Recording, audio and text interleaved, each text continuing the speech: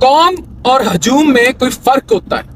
بلوائیت، mob mentality, اس پر میں ہمیشہ بات کرتا آیا ہوں کہ آپ کسی بھی ایک کم عقل ایک شخص جس کا کوئی مقصد ہے، کوئی ذہن ہے، آپ اس کی بات سنتے ہیں اور پورے کا پورا بھیڑ بکریوں کا ریوڑ اس کے پیچھے لگ جاتا ہے. ابھی حال ہی میں لاہور میں حلوہ لکھا ہوا تھا خاتون کی شرٹ پہ، اور کیسے وہاں سب کٹھے ہو گئے.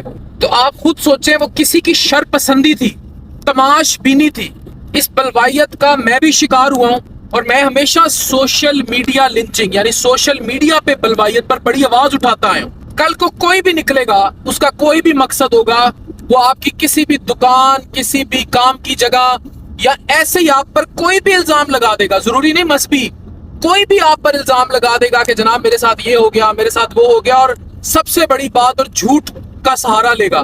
اب جھوٹ میں وہ سینٹیمنٹ سے کھیلے گا. سینٹیمنٹ